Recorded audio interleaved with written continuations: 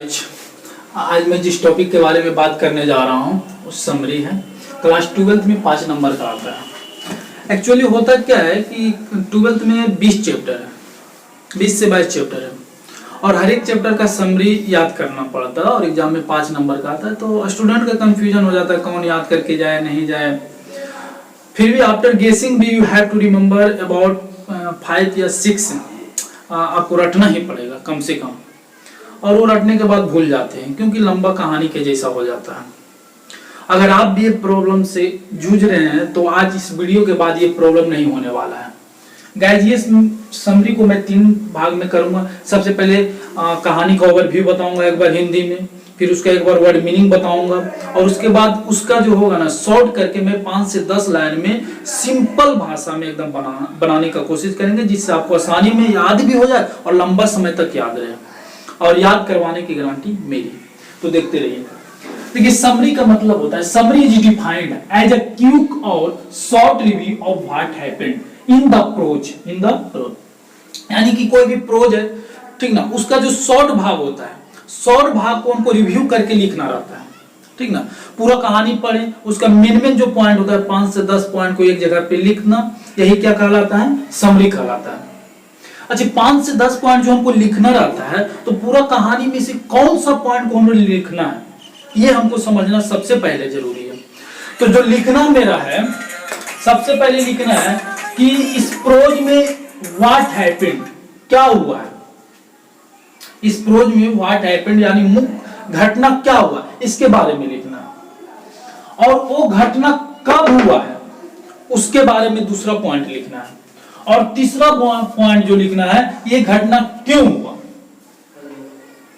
ठीक है, तो अगर इस समरी में अगर 3 पॉइंट को हम लिख देते हैं कि ये घटना क्या है, कब हुआ, क्यों हुआ, ठीक है, तो ऐसे भी 4 से 5 लाइन हो जाएगा समरी का, और जो मेन याद करने का रहेगा 4 से 5 लाइन तो आसानी से याद ही हो जाएगा। ठीक है, तो एक बार से फिर से रिवीजन करवा देते। समरी क्या है, पूरा जो प्रोज होता है उसका एक क्या है, छोटा सा भाग रिव्यू है, ठीक है। और दूसरा हमको समरी लिखने के लिए सबसे पहले ध्यान देना है कि उस कहानी में क्या हुआ है, कब हुआ और क्यों हुआ, और उसके बाद जो सबसे इंपॉर्टेंट चीज आता है, जो आपका राइटर रहता है उसके बारे में कम से कम 2 लाइन लिखना है। उसका जन्म कहाँ हुआ, कब हुआ, तो 3 लाइन इसके बारे में लिख देना है, और 2 लाइन जो होगा लेखक के बारे में लिख देना है। इससे लगभग 5 लाइन आपका समरी क्लियर हो जाएगा, और कुछ पॉइंट रहेगा, 2 से 3 पॉइंट रहेगा तो आप आसानी से याद कर सकते हैं। और मैं कैसे याद करवाता हूं तो देखते रहिएगा। इस चैप्टर की कहानी के बारे में हम ओवरव्यू समझ लेते हैं। चैप्टर का नाम है the Indian civilisation and culture. यही चैप्टर का हम लोग समरी पढ़ने वाले हैं। ये चैप्टर का जो राइटर है महात्मा गांधी। महात्मा गांधी का जन्म 1869 में हुआ और उसकी मृत्यु 1948 ईस्वी में हो गया। महात्मा गांधी इस चैप्टर में 2 सभ्यता के बारे में तुलना की, एक पश्चिमी सभ्यता और दूसरा पूर्वी सभ्यता। इन्होंने बताया कि हमारी जो सभ्यता, जिसे इंडियन सिविलाइजेशन भी कहते हैं, ये सभ्यता जो ऐसी सभ्यता विकसित किया है जिसे दुनिया में कोई नहीं हरा सकता है।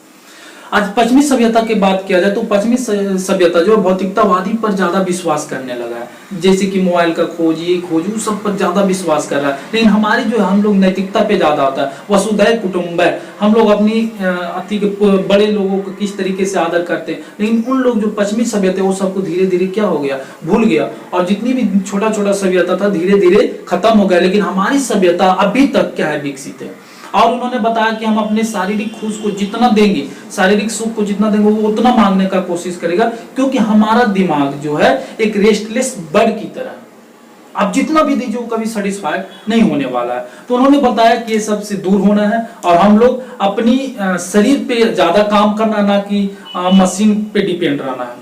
तो इस तरीके से इस चैप्टर में तुलना किया गया है। आई होप ये समझ में आया होगा ओवरव्यू, ठीक ना। अब नेक्स्ट पॉइंट में हम वर्ड मीनिंग, सबसे पहले जो समरी बताने वाले हैं, इसका जो भी इंपॉर्टेंट वर्ड मीनिंग आने वाला है उसके बारे में एक बार देख लेते हैं, ठीक है। पहला है सिविलाइजेशन। सिविलाइजेशन मतलब होता है सभ्यता, CIVILIZATION, आप लोग कॉपी में नोट भी कर सकते हैं। कल्चर मतलब होता है संस्कृति। ऐसे मिस होता है कहानी, EASY, सब छोटा छोटा मीनिंग। वेस्टर्न मतलब होता है पश्चिमी, ईस्टर्न मतलब होता है पूर्वी, और सर्टेन मतलब होता है निश्चित, CERTAIN, सर्टेन मतलब निश्चित। एंसेस्टर्स मतलब होता है पूर्वज, ANCESTORS, एंसेस्टर मतलब पूर्वजों, एस लगा दिए हैं तो पूर्वजों। अनबीटेबल, जिसे हराया नहीं जा सके।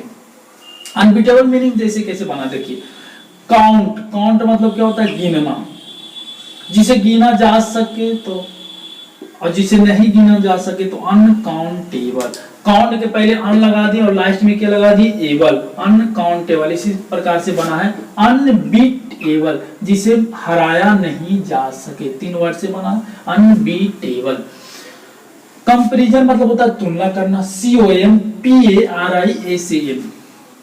सेज मतलब कहते हैं, कंफर्ट्स मतलब आराम, COMFORTS, कंफर्ट्स मतलब आराम। फिजिकल मतलब शारीरिक, PHYSICAL। लग्जरी मतलब ऐशो आराम की जिंदगी। तो ये आप वर्ड मीनिंग देख लिया, ठीक ना। उसके बाद हम लोग देखते हैं समरी। समरी का जो फर्स्ट पॉइंट था, पहले हम राइटर के बारे में 2-3 लाइन पढ़ लेते हैं, ठीक है। ये चैप्टर का नाम क्या है, इंडियन सिविलाइजेशन एंड कल्चर। इसको रटने की जरूरत है, इतना तो ऐसे भी याद हो गया, इंडियन सिविलाइजेशन एंड कल्चर, ठीक है। वो क्या है, तो एक ऐसे है तो ईजैन ऐसे, क्या ऐसे मतलब कहानी, क्या है कहानी, ईजैन ऐसे है, ठीक है। जो बीच मतलब क्या होता है, जो, ठीक है। इज रिटन लिखा गया है, पैसिव वॉइस का ट्रांजेक्शन है। बीच इज रिटन जो लिखा गया है, बाय किसके द्वारा, महात्मा गांधी के द्वारा। बताइए इतना दूर याद हुआ कि ना हुआ। चैप्टर का नाम क्या है, इंडियन सिविलाइजेशन एंड कल्चर। क्या है, एक ऐसे ईजैन ऐसे, Indian civilisation and culture is an ऐसे, जो बीच लिखा गया है, is written by Mahatma Gandhi. देखिए इसी तरीके से हम हिंदी भी आप लोग को लिख ले जाते हैं, ठीक है। देखिए इंडियन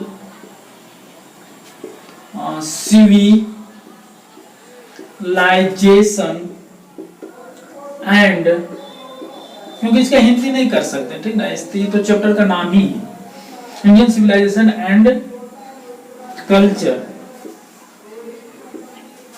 है ये मतलब क्या होता है, क्या है, एक ऐसे, एक कहानी, क्या है, एक कहानी है, ठीक है। एकदम सेम टू सेम हिंदी करें, जो लिखा गया है, इज रिटेन लिखा गया है, लिखा गया, राइटिंग थोड़ा सा खराब है, जो लिखा गया है किसके द्वारा, महात्मा गांधी के द्वारा। देखिए हम बार बार अगर रिपीट करेंगे तो वीडियो ज्यादा लंबा हो जाएगा, तो आप वीडियो को पॉज करके इसको एक बार रिवीजन कर लीजिएगा। चैप्टर का नाम क्या है, Indian civilisation and culture is an essay, which is written by Mahatma Gandhi. I hope इतना दूर याद हो गया, नहीं हुआ तो आप वीडियो को पॉज करके 2 बार 3 बार पढ़िएगा।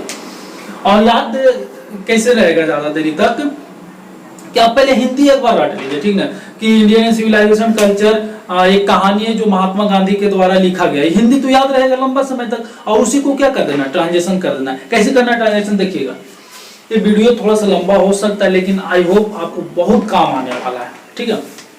देखिए कैसे, अगर ये हमको याद है Hindi, Indian civilisation and culture है एक कहानी, तो देखो इंडियन सिविलाइजेशन एंड कल्चर यहां तक लिख देंगे, है का मीनिंग इज लिखेंगे, एक कहानी है ईजैन ऐसे, जो का मीनिंग बीच लिखेंगे, लिखा गया इज रिटन लिखेंगे, लिखा गया इज रिटन के द्वारा, तो बाय महात्मा गांधी, बाय महात्मा गांधी। यहां तक याद हो गया। अब दूसरा पॉइंट, ठीक है।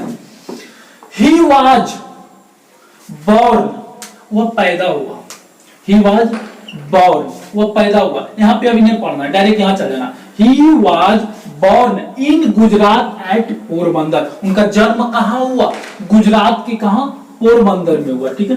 अब बोले इसको क्यों नहीं पढ़ सकते, इसको हम एडजेक्टिव के रूप में बना दिए, ठीक है। उसका जन्म कब हुआ, बोर्न 1869 से लेकर 1948 तक। ये लास्ट में भी लिख सकते हैं, जस्ट लाइक एडजेक्टिव की तरह। जैसे हम लिख दिए पेन, तो पेन है, पेन तो मेन नाम के, पेन इज लिखेंगे। हम यहाँ पर इसके साथ एडजेक्टिव लिख देंगे, रेड पेन, तो इसका थोड़ी ना कोई काम है, नहीं काम है।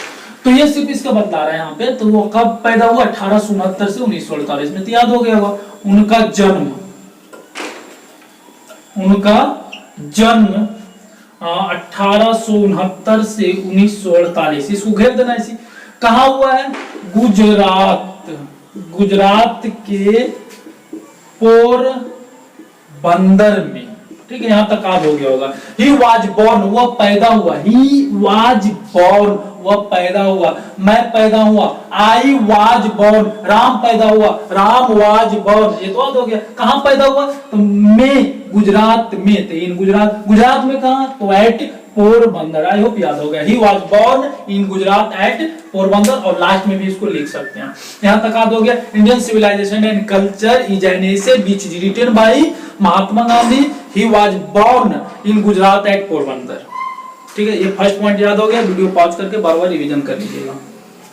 ठीक है, अब सेकंड पार्ट में आते हैं, देख लेते हैं हिंदी। ठीक है, इन दिस एसे, एसे मतलब कहानी, इस कहानी में, इतना इस कहानी में महात्मा गांधी, इतना याद हो गया। इस कहानी में, तो in this essay Mahatma Gandhi make a comparison.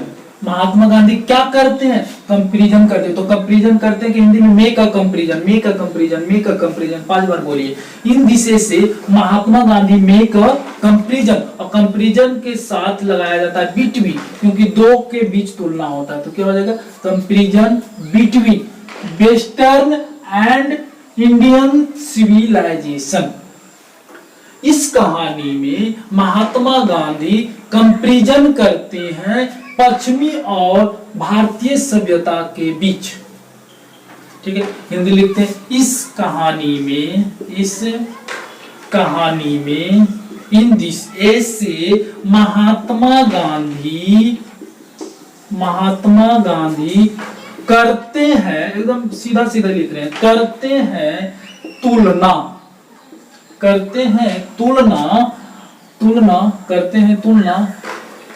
पश्चिमी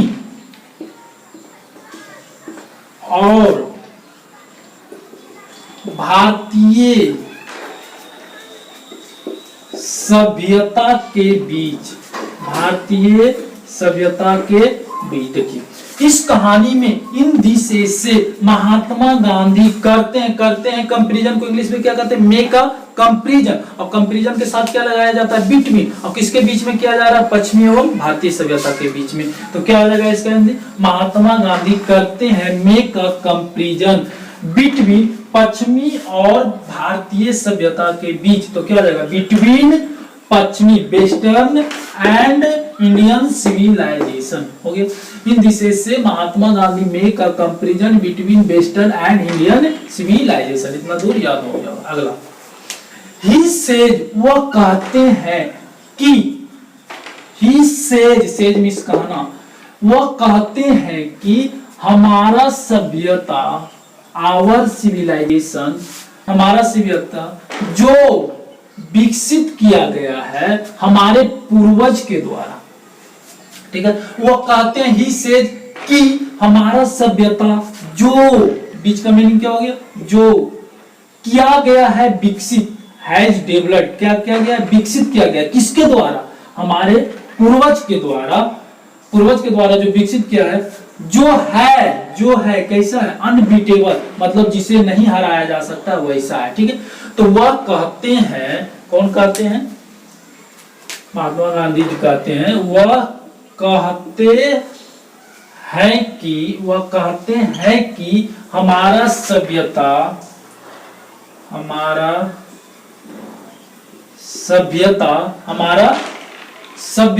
जिसे हमारे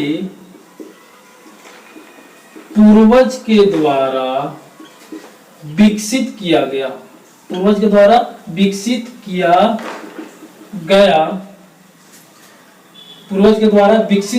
यहाँ पे नहीं आएगा इसलिए यहाँ लिख देते हैं। पूर्वज के द्वारा विकसित किया गया है जो अहारणीय है, जिसे हराया नहीं जा सकता। ठीक है, देखिए एक बार कैसे हम हिंदी से इंग्लिश करते हैं। इस कहानी में इन दिशे से महात्मा गांधी करते हैं तो मेक अ कंपैरिजन पश्चिमी और भारतीय सभ्यता के बीच, तो between western and Indian civilisation. यहां तक हो गया। अगला, वह कहते हैं ही सेज कि दैट हमारा सभ्यता, आवर सिविलाइजेशन, जिसे बीच हमारे पूर्वज के द्वारा विकसित किया गया है, हैज डेवलप्ड, क्या किया गया? विकसित किया गया, हैज डेवलप्ड, किसके द्वारा? हमारे पूर्वज के द्वारा, ये देखिए यहाँ दूर एडजेक्ट, ये तो बाद में होगा, जिसे विकसित किया गया। तो क्या होगा, बीच हैज डेवलप, बीच है डेवलप, विकसित किया गया किसके द्वारा, हमारे पूर्वज के द्वारा। तो by ancestors, by our ancestor, जो है दैट इज कैसा है, आहारणीय है। कैसा है, आहारणीय। तो इसको भी वीडियो पॉज करके एक बार अपने से लिखिएगा और पढ़ने का कोशिश कीजिएगा, तो आपको आसानी से याद हो जाएगा। नेक्स्ट पॉइंट देख लेते हैं, तीसरा पॉइंट। ठीक है, 2 पॉइंट हम पढ़ चुके हैं, तीसरा पॉइंट देखते हैं। और आप कॉपी में एक जगह कहीं पे लिख लीजिएगा ताकि तीनों पॉइंट एक बार याद हो जाए। अगला जो लिखा हुआ है, इंडियन सिविलाइजेशन, ब्लैक से करते हैं। इंडियन सिविलाइजेशन इज है, भारतीय सभ्यता है, फुल ऑफ मोरल वैल्यू। भारतीय एक सभ्यता कैसी सभ्यता है, जो कि पूरी नैतिकतावादी है, फुल ऑफ मोरल वैल्यू।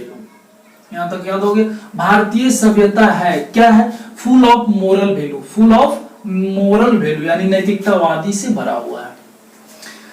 अगला है महात्मा गांधी बिलीव्स, महात्मा गांधी कहते थे कि आवर माइंड, हमारा जो दिमाग है, ये है रेस्टलेस बर्ड। हमारा दिमाग कैसा है, एक रेस्टलेस बर्ड की तरह, जो है हमेशा अनस्टेबल, जो हमेशा अनस्टेबल है, कभी रुक नहीं सकता है, दिमाग कभी रुक नहीं सकता है। एक चीज जब पूरा होता है तो आगे की सर्च में लग जाता है, कुछ नया खोज करने लगता है। तो महात्मा गांधी कहते थे या मानते थे, महात्मा गांधी बिलीव्स, मानते थे कि आवर माइंड, हमारा दिमाग है, कैसा है, रेस्टलेस बर्ड की तरह, जो हमेशा कैसा रहता है, अनस्टेबल रहता है। ठीक है, यहां तक हिंदी देखते हैं। भारतीय सभ्यता,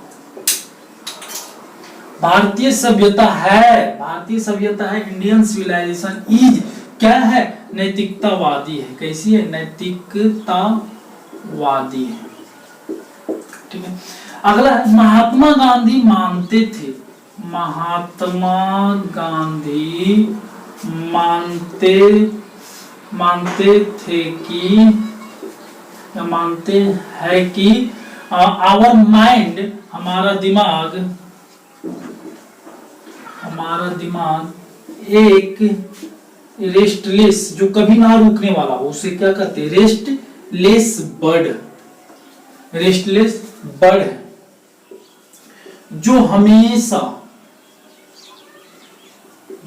नहीं रुकता है, जो हमेशा नहीं रुकता है। इतना दूर हो गया। भारतीय सभ्यता है, इंडियन सिविलाइजेशन इज, कैसी नैतिकतावादी, फुल ऑफ मोरल वैल्यू। अगला, महात्मा गांधी मानते थे, यानी महात्मा गांधी बिलीव्स कि दैट, हमारा दिमाग, आवर माइंड है, हमारा दिमाग है एक restless bird, our mind is restless bird, जो बीच, जो हमेशा क्या रहता था, अनस्टेबल, जो कभी नहीं रुकता था, बीच ऑलवेज, नहीं रुकना का क्या होता है, अनस्टेबल। तो क्या हो जाएगा, which is always unstable, which is always unstable. ठीक है, अगला है एंड फिजिकल कंफर्ट्स, मतलब यहां से आ गया direct, Mahatma Gandhi believes physical comforts and luxury. Physical comfort मतलब शरीर की आराम वाली जो चीज होती है, फिजिकल कंफर्ट, एंड लग्जरी मतलब ऐशो आराम की जिंदगी, इज फाइन, अच्छा है, लेकिन कहां तक अच्छा है, सर्टेन लेवल तक, अनिश्चित लेवल तक ही अच्छा है। ज्यादा आराम और ज्यादा लग्जरी की लाइफ अच्छा नहीं होता। तो देखो, फिजिकल कंफर्ट्स एंड लग्जरी है अच्छा, कहां तक अच्छा है, a certain level, physical comforts and luxury is fine, a certain level. अगला यहां पे कॉमा है, आवर एंसेस्टर्स वर, हमारे जो पूर्वज थे, हमारे पूर्वज जो थे, खुश, सेटिस्फाइड एवं संतुष्ट एवं खुश थे, संतुष्ट एवं खुश थे। कब, ऐसे तो हम लोग भी खुश है, लेकिन कब वो खुश थे, लिविंग इन स्मॉल विलेजेस, गांव में रहते हुए, छोटे गांव में रहते हुए भी, छोटे गांव में रहते हुए भी वो कैसा थे, हैप्पी और सेटिस्फाइड थे। ठीक है, तो क्या हो जाएगा, आवर एंसेस्टर, हमारे पूर्वज थे, तो थे का मीनिंग वर, कैसा थे, सेटिस्फाइड एंड हैप्पी, खुश थे। कहां, लिविंग, रहते हुए, कहां रहते हुए, इन अ स्मॉल विलेज, और भी का मीनिंग इवन लिख सकते हैं, even living in a small villages, even living in small villages. तो हिंदी देख लेते हैं क्या बोल रहा है कि शारीरिक सुख, शारीरिक सुख और ऐशो आराम अच्छा है। कहां तक अच्छा है? एक निश्चित लेवल तक, एक निश्चित सीमा तक, लेवल में एक निश्चित सीमा तक अच्छा, एक निश्चित सीमा। हमारे पूर्वज थे, हमारे पूर्वज थे, कैसे थे? संतुष्ट एवं खुश, छोटे गांव में, इन स्मॉल विलेजेस रहते हुए खुश, संतुष्ट एवं खुश थे, रहते हुए छोटे गांव में भी, छोटे गांव में भी। आपको हिंदी थोड़ा पढ़ान लग रहा होगा, लेकिन हम इंग्लिश के अकॉर्डिंग लिख रहे हैं, ठीक ना। तो देखो, शारीरिक सुख यानी फिजिकल कंफर्ट और एंड ऐशो आराम यानी लग्जरी अच्छा इज फाइन। कहां तक अच्छा? एक निश्चित लेवल तक, अ सर्टेन लेवल, ठीक है। अगर हमारे पूर्वज आवर एंसेस्टर थे, वर कैसा थे? संतुष्ट, सेटिस्फाइड, एवं का मीनिंग एंड खुश, हैप्पी, ठीक है। कहां? रहते हुए, लिविंग इन स्मॉल विलेजेस। अभी का मीनिंग आप इवन यहां भी लिख सकते, क्योंकि इवन जो होता है हमेशा शुरुआत में लिखा जाता है, तो आप यहां लिख सकते even living in small villages. तो आप क्या कीजिएगा, एक पे लिख के सब याद करने का कोशिश कीजिएगा और वीडियो को बार बार रिपीट कीजिएगा, ठीक ना। उसके बाद आज हो जाएगा और लंबा समय तक याद रहेगा।